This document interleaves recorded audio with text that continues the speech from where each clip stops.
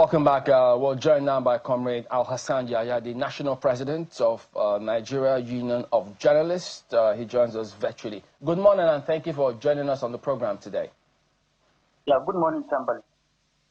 Our commiserations to you and our colleagues all over this unfortunate incident. It's always a risky venture when we move around like that, even though our duties are enshrined in the Constitution, but most times we find those in authority acting as though they don't even know what the Constitution is, let alone what our job or where it is situated or enshrined in the laws.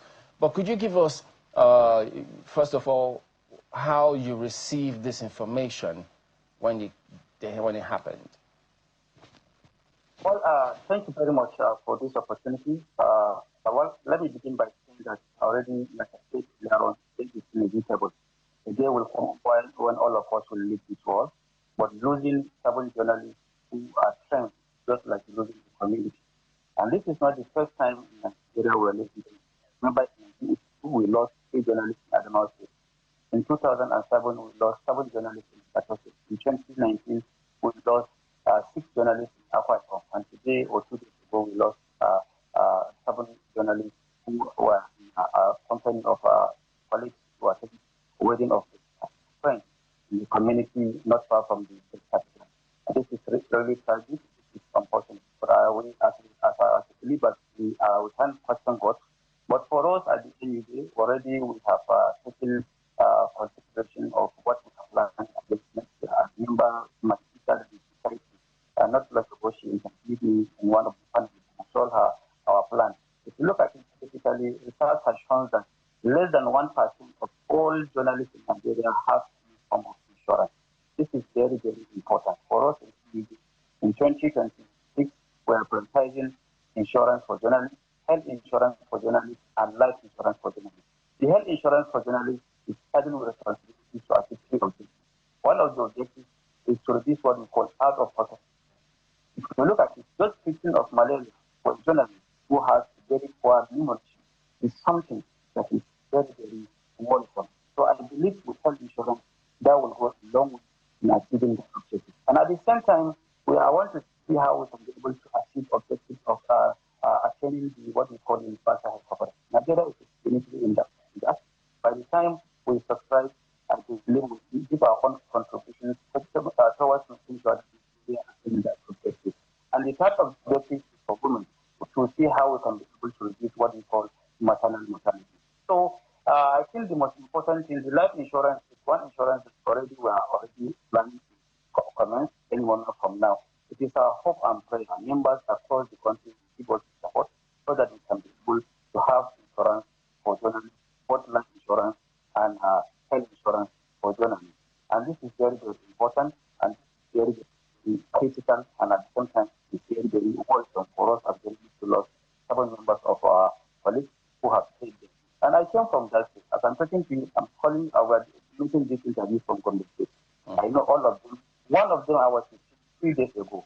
He was happy when I told him, hopefully by January, you'll be able to get some remuneration that will go along with improving your salaries and wages. I was so happy, not knowing that it's not going to be January. It's really pathetic and sad. But I must comment and appreciate all the stakeholders across the country for their call, for their support towards making sure that we come and this critical time when we're remembering those who have lost their lives. Already 5 of them were buried. The remaining 2 are facing. We want to wait for their families and also connect the rituals and connect the preparation for the burial.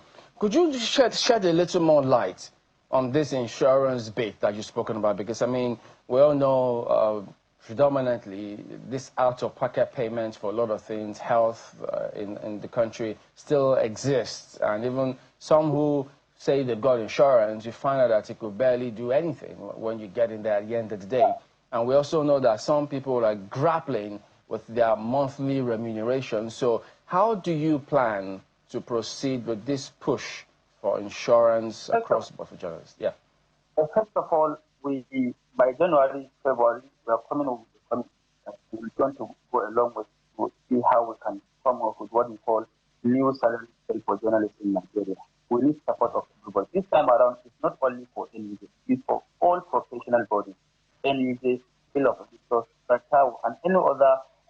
organizations who are working in line with our thematic objectives are all invited to come. Let's work together. Let's see how we can come up with a bill that is going to go along with in changing the way journalists are being taken in Nigeria. One. Number two, the insurance I talk about is health insurance. Health insurance discussion has reached a level. Around July, I visited the Minister of Health. We discussed, and I also visited the ED of NHS, which discussions has reached a level. We are hoping by January, February, we'll come up with a template whereby members, journalists across the country can be able to do. Those that are working under government, the deduction is going to be from the source. For those that are working under private agencies, we'll have like a template whereby people will pay a premium for a year. And at the same time, members will be able to access quality care from primary health care, secondary health care, up to the tertiary health care without for them to get a very qualitative health care services that is going to go along with in changing the way we operate as journalists. And I think this is very important. If we achieve this, and I believe the posterity will be just and history will remember us as those who have come up with a new policy that touch the life of journalists. Those journalists is better than easy time. Or you can train somebody for 20, 25 years just within a few minutes or a day, you just lost them.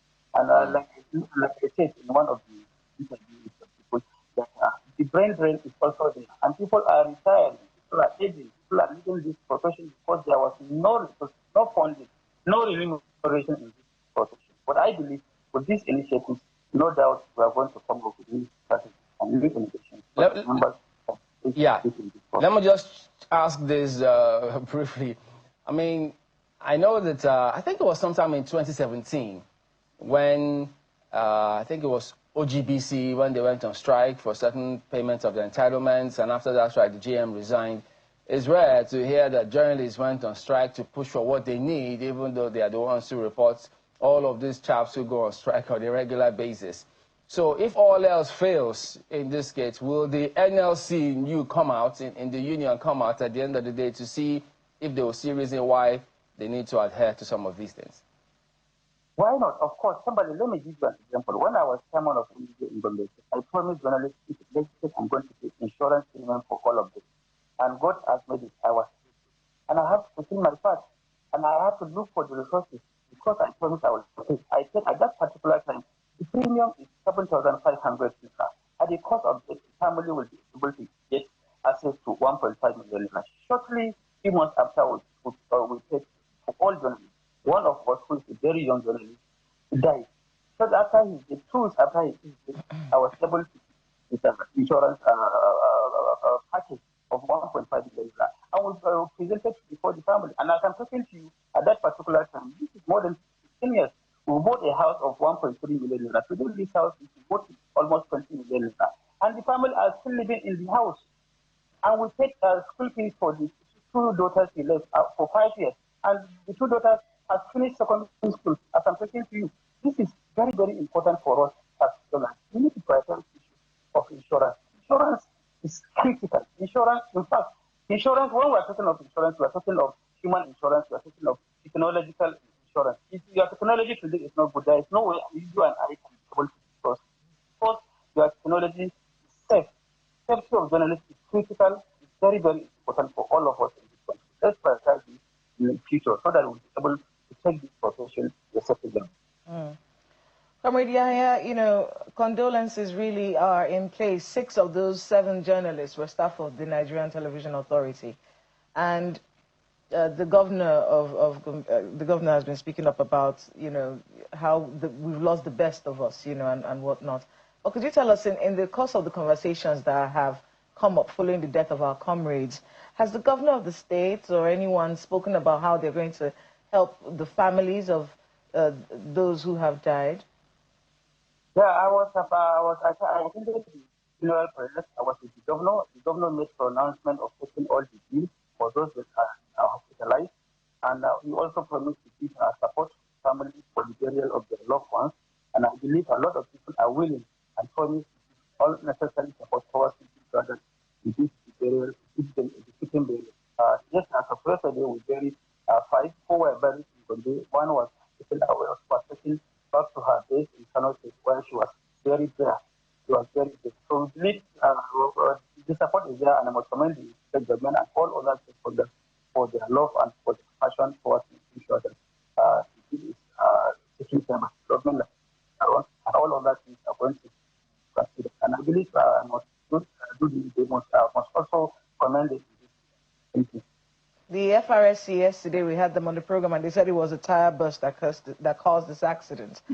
But we also stay talking a lot about emergency services along highways. This accident happened on their way back from Kaltungo, Biliri Kumo Road. They were coming back from that wedding. Are there any emergency services on that highway? Because, you know, when it came to Anthony Joshua's situation, everyone kept talking about how many emergency services were on that particular highway and how they can respond to these sorts of situations on time. Along that road, is there any kind of emergency service along that Biliri Kumo Road? Yes, in this case, I must appreciate the rest of people because from the time of the incident, the time they arrived, less than 10 minutes, and the pipe already were placed on the spot. One of them is hospital. So the emergency service is there, and I know SEMA also, personnel were also around the area. You know, it's a very busy road, it's a Yola road. So along the road, about 3 spots whereby the emergency services of respective stations across the road. And from where they had from the 2 local governments, just less than 20 minutes drive. So I believe that is why I can say that within 2 minutes they were there. It all the most commended. And I must also appreciate police in particular. They have done wonderfully well. When it comes to these sorts of situations, and I think you've touched on it a little bit with my colleague Chamberlain, the kind of protections that journalists need, health insurance, you know, making sure that we live lives that do not compromise us, lives that do not put us in a situation where, you know, when things like this happen, we start to wonder what kind of lives we've been living all this while. And I know that in the course of your job as president, you've always championed causes that had to do with the welfare of journalists. I think you mentioned a few of them, but for 2026, as a journalist in this country, what are some of the things that we should be expecting from your office? You know, that the Nigerian journalists will say, look, as long as Comrade Yahaya is there, this is what we are going to enjoy as journalists in 2026. This is what the situation was before, and he's putting an end to that right now. Well, in 2026, I thank God I have told you this earlier in one of the programs whereby you anchored the program. And I believe in 2026, we are prioritizing issues of remuneration for Nigerian journalists, one, and health insurance for Nigerian journalists, life insurance for Nigerian journalists, and training for journalists in this country. These 4 things are 2 things that we are going to prioritize in 2026. And we will commence this from January. And at the same time, we are also developing a national strategic plan, 5-year strategic plan for the union. It has never happened in this country. We are hoping by February, March, we'll come up with that plan. When this plan is going to be developed, within the plan, all activities of council chapters across the country is going to be incorporated, and it's going to go a long way. By the time we are doing an activity, it's going to be extracted from that strategic plan, and it's going to be implemented in line with the resources available. Well, we're expecting that probably you have to be more dogged in that demand so you can get results from perhaps the political authorities, because next year, you know that the attention may be divided. They will be preparing for campaigns, elections here and there. So it means that you have to perhaps double your effort in the demand to make sure that these things are gotten. Already, our legislators were right who are going to sponsor the bill. The most important thing, we need to come up. This is the time for us to blow the trumpet for us. We have been blowing trumpet for others, but this is the time for us. And let's work as a team. Let everybody come and give this massive support towards making sure we change the narrative. Journalism profession is dying day by day. The remuneration is very, very poor. Journalists are suffering. Journalists are not born to suffer. And I think it's high time for all of us to come up with new innovations, new ideas, so that we can transform the profession whereby everybody will be happy and everyone will be smiling at the end of the month. Do you have any latest word, any latest information from the families of those who lost their loved ones? Yeah, for the 2 remaining colleagues at Christians, we the discussions is already ongoing with the family, in line with the teachings, in line with the rituals, in line with the norms and values. We'll wait for them to finish their planning. At the end of the day, the union is able to support and give them all the different required. Okay, well, so we do thank you for at least some of the attention that we're bringing on this matter. So we hope that at least we'll focus a lot more and ensure that their welfare is properly taken care of. So before we wrap up, could you just, today happens to be, of course, the last day of the year. And I mean, those of us who are alive, we kind of just thank God for keeping us alive, because as we're just talking about, some didn't see this day, which is the last day of the year. And unfortunately, we hope everybody will do what they can to stay safe and see the first day of next year. So what is it that stood out for you in this profession, in your coverage, in your carrying out your duties this year, 2025, in this country? Well, in 2025, if we look at the data that was released by Reporters Without Borders, it shows that we still have issues in Nigeria. Issues around intimidation, issues around harassment, issues around arresting journalists without press, and so on. And I believe time is over. We need to change all those things in 2026. Already discussions have reached at a level, and I must use this opportunity to appreciate one of the security agencies in this country, Prioritising. The way they are coming up with the strategy of partnering with journalists is very, very important, and I must commend the head of that agency. The new innovation, one innovation that is, I believe, is going to take all of us to greater heights. And if you look at the relationship, it's one relationship that if somebody is not invited directly, they will invite the leadership of the union and to call the person to order. And I think this is what we are not harassing, not intimidating, not witch-hunting journalists. We need to work as a team so that we can be able to take this country to the greater heights. In 2026, we were hoping that things will work as expected and things will work smoothly. In this, I want to use this opportunity to wish all journalists in Nigeria happy New Year and happy birthday. Thank you.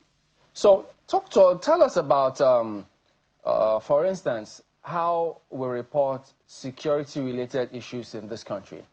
We know that there's been several questions as to security agencies either embedding journalists so that we can get proper information concerning what happened in a particular area, the proper figures, because most times you see when an accident or strike or anything happens, there are always conflicting figures.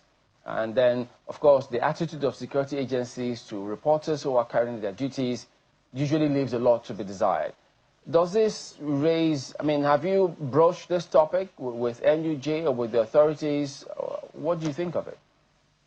Yeah, for the police side, we'll see ways of discussing with them in 2026. But the truth of the matter, like I told you, the DSAs have come up with new innovations of working together. And it was the first time in the history of this country, the journalists were harassed in plateau when the president visited that country. The DSAs come out and apologize. And this has never happened in this country. And this is the kind of engagement, this is the kind of relationship we want to have with all the security personnel. And I hope and I pray police will also emulate so that we can work as a team. By the time we are working as a team, no doubt we'll change that and we'll take our country to sustain the police. Police should also open doors for journalists. Let's work as brothers and sisters. And journalists also should work in line with the support of public. We should not just be working without verifying the report, and we should work in line with teaching, not just because we are doing anything without confirmation. I think the another thing that is gone, and I want to say that in 2026 will prioritize issues of training and retraining of our members. This is very, very important because without training, no one will be able to know the new teachings, the new theories, and the new techniques of this profession. All right, then, Al Hassan Yahya, National President, Nigeria Union of Journalists, thank you for your time this morning, and we wish you all the best in your tenure as you get those push for what is needed. Thank you, somebody. Okay, so 2025 was a year of pressure, pain, and profound loss. As a matter of fact, there were, beyond the headlines, I mean, headlines of politics, we bid farewell to some men and women who played key roles in the lives of different people in this country. Today, we pause to remember the voices that went silent, the legacies that endured, prominent Nigerians whose death marked at least the passing of an era. This is end of an era.